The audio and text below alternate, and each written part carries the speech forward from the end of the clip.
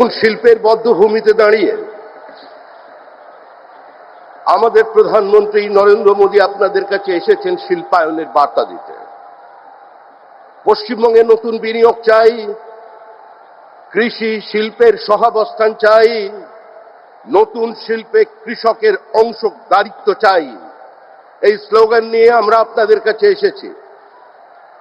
প্রয়াত রতন টাটা বলেছিলেন, আমার মাথার উপর বন্দুক রেখে কেউ কোনো কাজ করাতে পারবে না।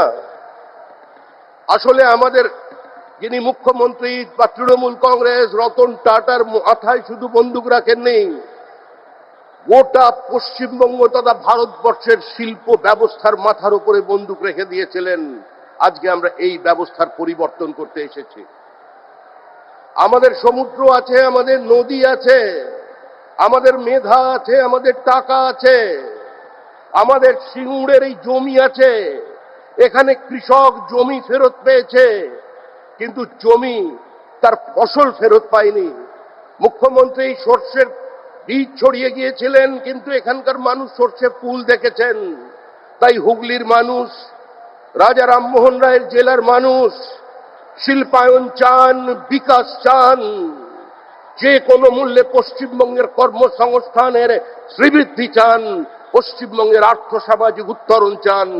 ভারী শিল্পের প্রয়োজনীয়তা আছে, না হলে বেলিলিয়াস রোড, বেনারস রোডের পুনরুজ্জীবন সম্ভব নয়। হুগলি জেলায়, হাওড়া জেলায় নতুন করে শিল্পের সম্ভাবনা তৈরি করা সম্ভব নয়। তাই আবার বলছি, আজকের এই শিল্পের বদ্ধভূমি সিঙ্গুরে দাঁড়িয়ে দেশের প্রধানমন্ত্রী, যার নাম আর উন্নয়ন সমার্থক শব্দ, যিনি ওই রতন টাটার কথায় ব্যানানা রিপাবলিক থেকে ভারতবর্ষকে চতুর্থ অর্থ ব্যবস্থায় পৌঁছে দিয়েছেন, আজকে তিনি এসেছেন আপনাদের কাছে তার বার্তা দিতে। ধন্যবাদ। বন্দে মাতরম।